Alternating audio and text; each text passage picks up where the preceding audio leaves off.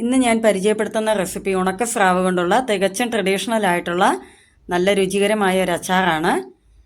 പുറത്തേക്ക് പഠിക്കാൻ പോകുന്ന കുട്ടികളോ വിദേശത്ത് ജോലിക്ക് പോകുന്നവർക്കൊക്കെ കയ്യിൽ കരുതാവുന്ന കേടുകൂടാതെ ദീർഘകാലം സൂക്ഷിക്കാവുന്ന ഒരു അച്ചാർ കൂടിയാണിത്. അതിനുവേണ്ടി 1 കിലോ ഉണക്കസ്രാവ് നല്ല ക്വാളിറ്റി ഉള്ളത് നോക്കി എടുത്തു വച്ചിട്ടുണ്ട്. അത് ചെറിയ ചതുരത്തിലുള്ള കഷ്ണങ്ങളായിട്ടൊന്ന് കട്ട് ചെയ്തെടുത്തു കഴുകി വൃത്തിയാക്കി എടുത്തു വച്ചിട്ടുണ്ട്.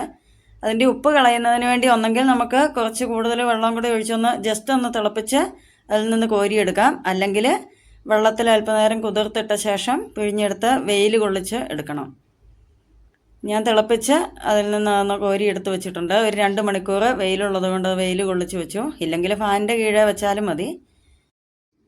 ഇനി നമ്മുടെ അച്ചാറിലേക്ക് വഴറ്റി ചേർക്കുന്നതിന് വേണ്ടി വലിയ 2 തുടം വെളുത്തുള്ളി, വലിയ ഒരു പീസ് ഇഞ്ചി, ഒരു പച്ചമുളക് ഇതൊന്ന് ക്രഷ് ചെയ്ത് വെച്ചിട്ടുണ്ട്. അരിഞ്ഞ് വേണമെങ്കിലും ചേർക്കാം കേട്ടോ. അല്പം നല്ലെണ്ണ ചൂടാക്കി മീനൊന്ന് ഫ്രൈ ചെയ്തെടുക്കണം. കരിഞ്ഞു പോകാതെ നല്ല ക്രിസ്പി ആയിട്ട് ഫ്രൈ ചെയ്തെടുക്കണം. മൊരിയാൻ തുടങ്ങുന്ന സമയത്തൊന്ന് മീഡിയം ഫ്ലെയിമിലാക്കി കുറച്ച് സമയം എടുത്ത് തന്നെ ഒന്ന് ഫ്രൈ ചെയ്തെടുക്കണം.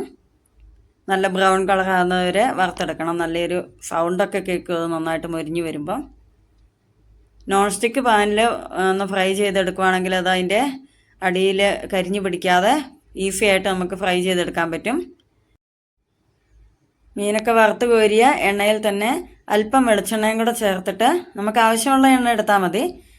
അതിലെ കരടൊക്കെ നീക്കി അല്പം വെളിച്ചെണ്ണയും കൂടെ ഒഴിച്ച് 1 ടീസ്പൂൺ കടുക് പൊട്ടിച്ചു. അതിനുശേഷം നമ്മൾ ക്രഷ് ചെയ്ത് വെച്ച ഇഞ്ചിയും വെളുത്തുള്ളിയും പച്ചമുളകും കൂടെ ഒന്ന് ചേർത്ത് നന്നായിട്ട് അതിൻ്റെ ജലാംശമൊക്കെ പോകുന്നവരെ ഒന്ന് മൂപ്പിച്ചെടുക്കണം. മീഡിയം ഫ്ലെയിമിൽ തന്നെ വയ്ക്കുന്നതായിരിക്കും നല്ലത്. ആവശ്യത്തിന് കറിവേപ്പിലയും കൂടെ ചേർത്ത് കൊടുക്കണം.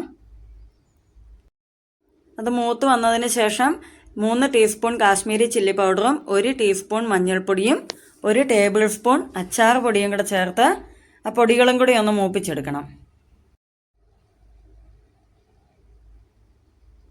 പൊടികളെല്ലാം നന്നായിട്ട് മൂത്ത് വന്നിട്ടുണ്ട്. അതിനുശേഷം ആവശ്യത്തിന് വിനാഗിരി ചേർത്ത് ഒന്നുകൂടി തിളപ്പിക്കണം. ഇതിന് ഒത്തിരി ഗ്രേവി വേണ്ട. ഈ മീനച്ചാറിന് നമ്മൾ തിളപ്പിച്ച വെള്ളമൊക്കെ ചേർത്താൽ കുറച്ചുകൂടെ വേഗം ഈ അച്ചാർ കേടാകാൻ സാധ്യതയുണ്ട്. വിനാഗിരിയും കൂടെ തിളച്ചതിന് ശേഷം നമ്മൾ ഫ്രൈ ചെയ്ത് വെച്ച മീൻ ചേർത്ത് കൊടുക്കാം. നന്നായിട്ട് ഇളക്കി യോജിപ്പിക്കാം. ഉപ്പ് നോക്കിയിട്ട് ആവശ്യമുണ്ടെങ്കിൽ മാത്രം അല്പം ചേർത്ത് കൊടുക്കാം. വറുത്ത് പൊടിച്ച ഉലുവ 1/2 ടീസ്പൂണും കൂടെ ചേർത്ത് കൊടുത്തിട്ടുണ്ട്. അതും കൂടി ഒന്ന് ഇളക്കി യോജിപ്പിക്കണം. ഉപ്പ് നമ്മൾ അച്ചാറുണ്ടാക്കിയതിൻ്റെ പിറ്റേ ദിവസം ഒന്ന് ടേസ്റ്റ് ചെയ്തിട്ട് ആവശ്യമുണ്ടെങ്കിൽ മാത്രം തിളപ്പിച്ച തണുത്ത ഉപ്പുനീര് ചേർത്ത് ഒന്നുകൂടെ ഇളക്കി യോജിപ്പിക്കാം.